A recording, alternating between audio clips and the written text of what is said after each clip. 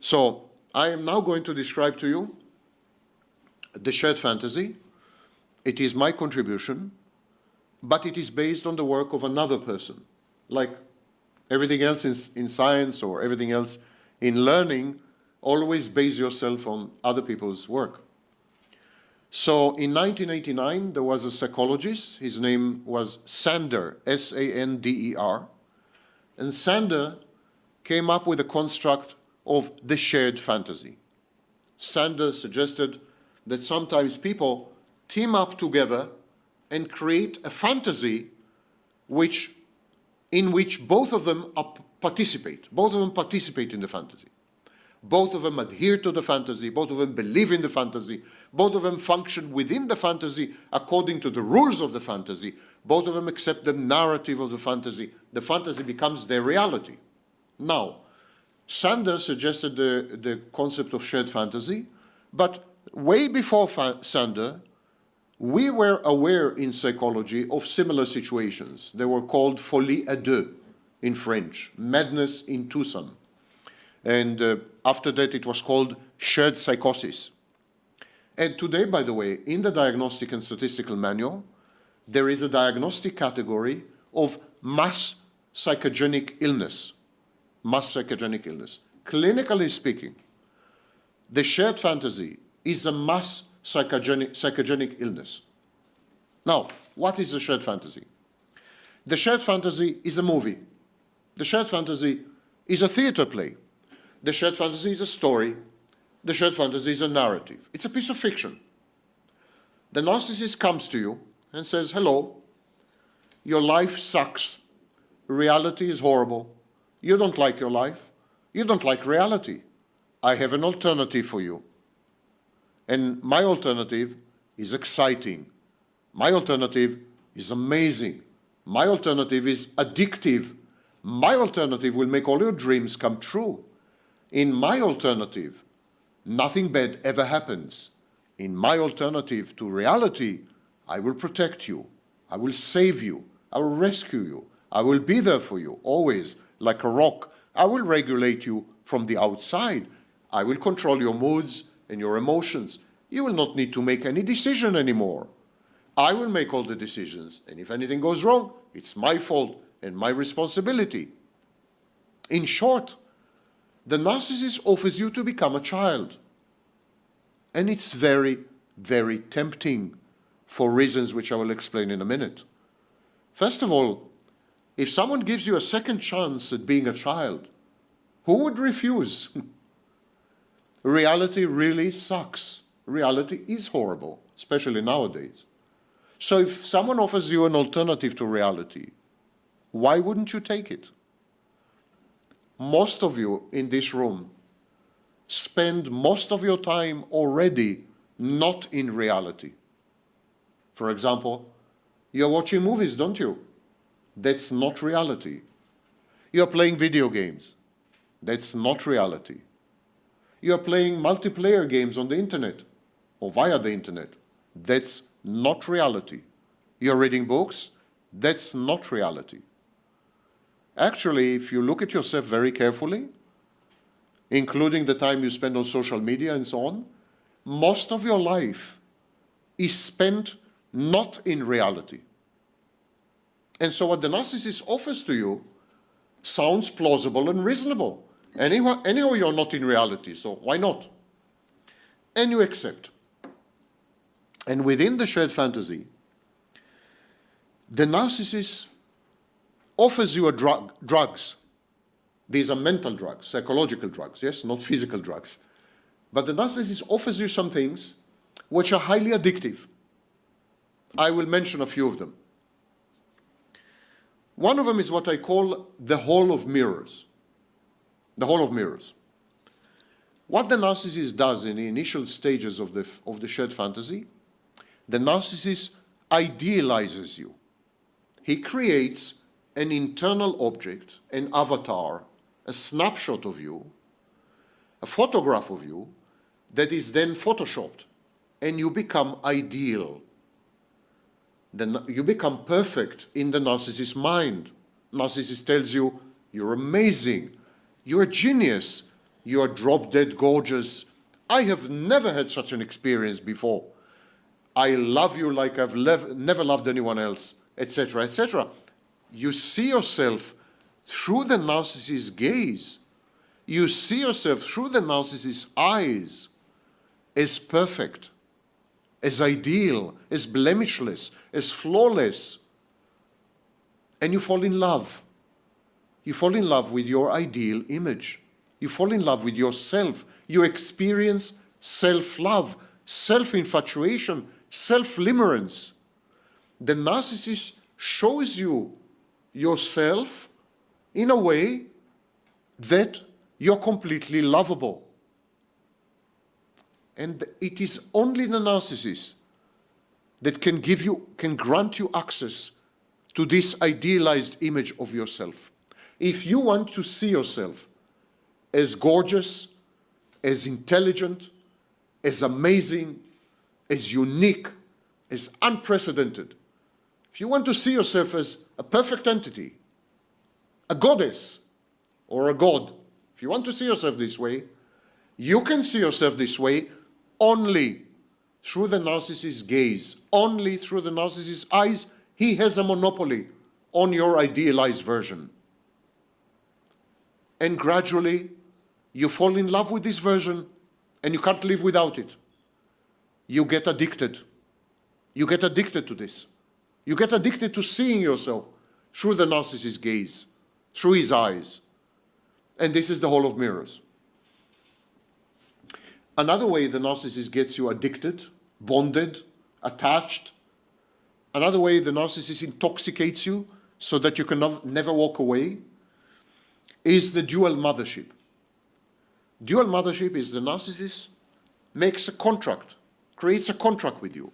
This contract is unspoken, but it is the foundation of the shared fantasy. The shared fantasy is transactional and it's contractual.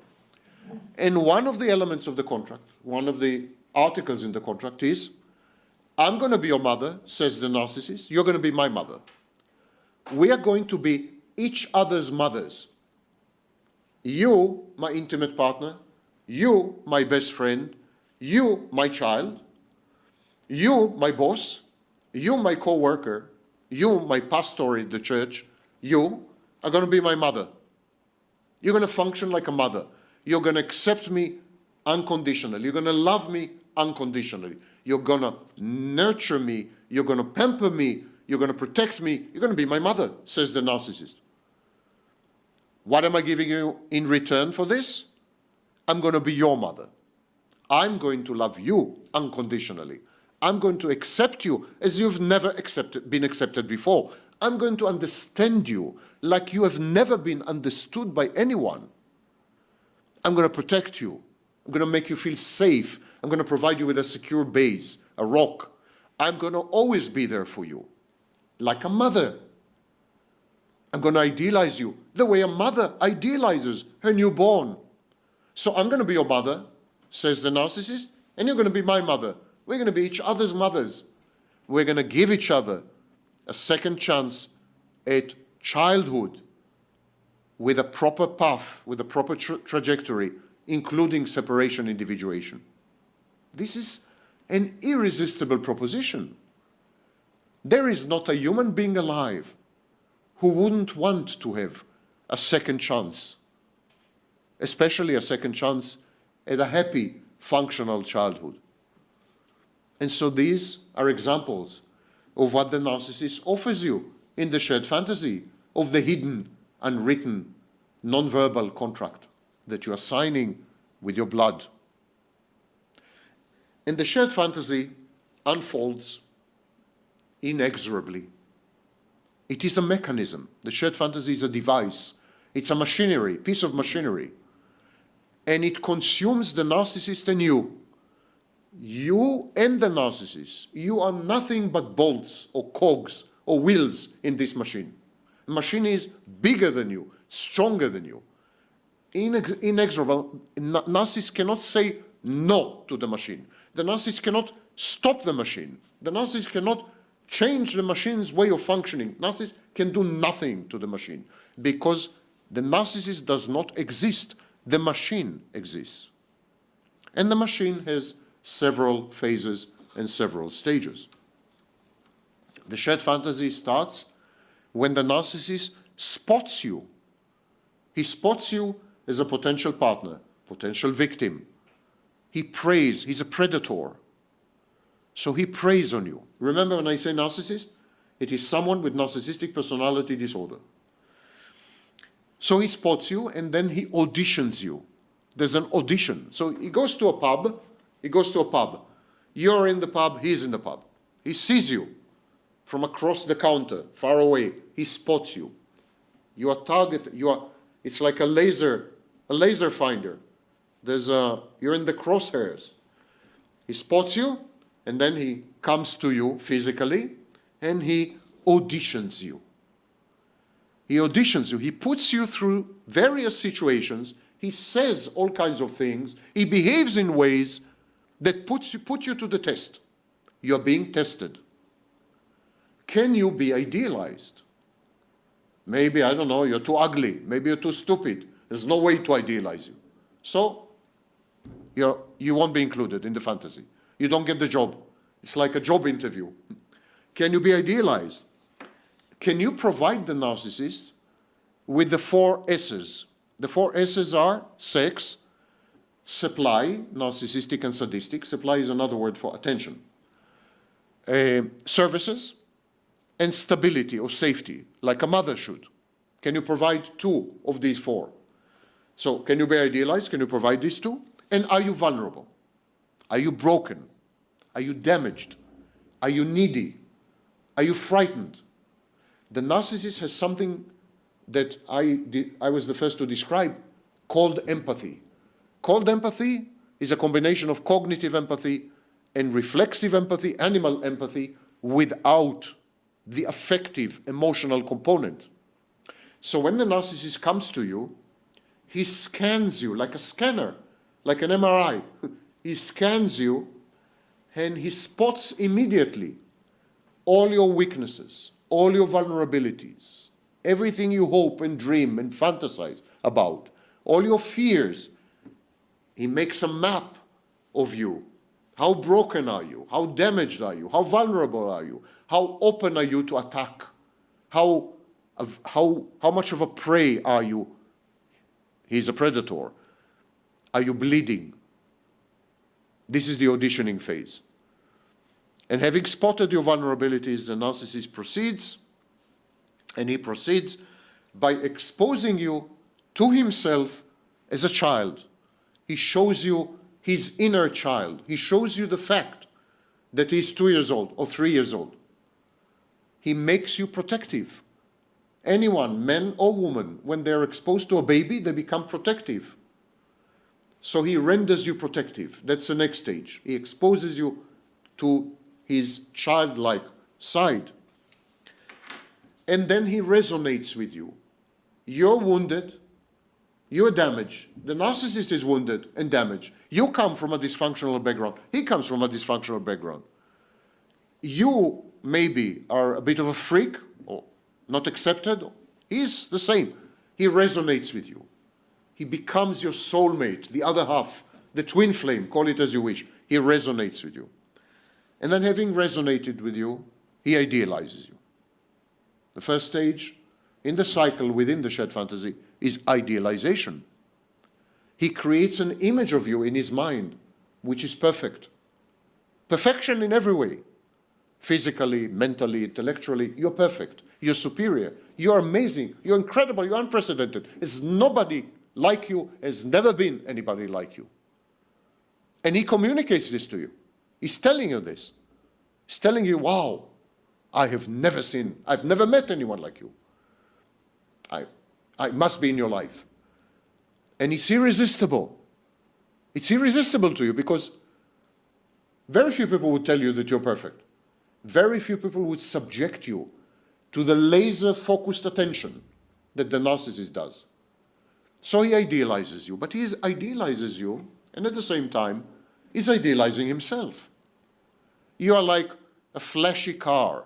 It's like owning a Ferrari. If you own a Ferrari, it says something about you. So he renders you perfect, he renders you ideal, and at the same time, because he owns you, he possesses you, you're an internal object, not external, because you're part of his mind. By virtue of your perfection, it makes him perfect. By virtue of your ideal nature, it renders the narcissist ideal. And this is co-idealization.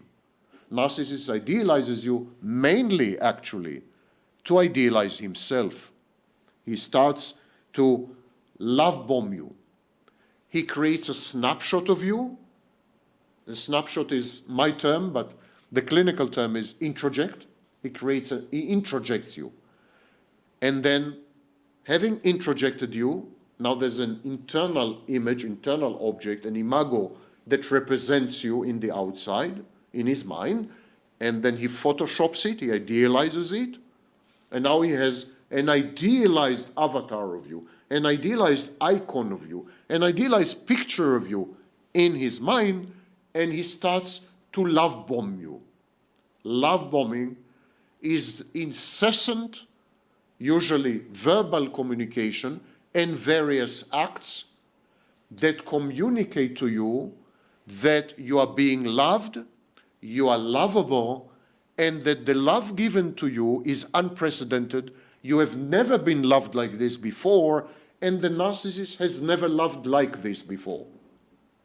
This is love without equal. This is the love bombing phase.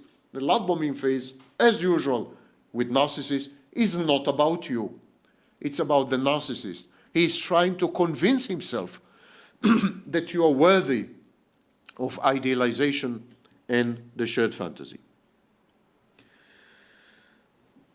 These are the initial phases of the shared fantasy, and they are followed in due time by the exact opposite. You've been idealized, now you're devalued. You've been acquired, now you've been discarded. Everything reverses. Fast forward, you're actually going backward. Everything is reversed, and you're out of the shared fantasy. You're expelled, like the Garden of Eden. Even Adam expels Eve in the shared fantasy and remains in the Garden of Eden. Why the narcissist does this? Why does he devalue someone who he has idealized not long before? Why is the need to devalue? Why is the need to discard you, to throw you away, to break up with you, to dump you? Why? Why is it compulsive? Because it is a reenactment of the narcissist's relationships with his mother. Remember, in the shared fantasy, you are the narcissist's mother. You're the maternal figure. And with the original mother, the narcissist was unable to separate, unable to become individual.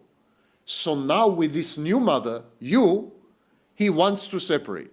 He wants to become an individual. He is replaying, he's reenacting the early childhood trauma and abuse and lack of separation, individuation with you as the new mother, as the stand-in mother, as a replacement mother, as a substitute mother. You're going to be his mother. You would love him unconditionally, but you would also let him go.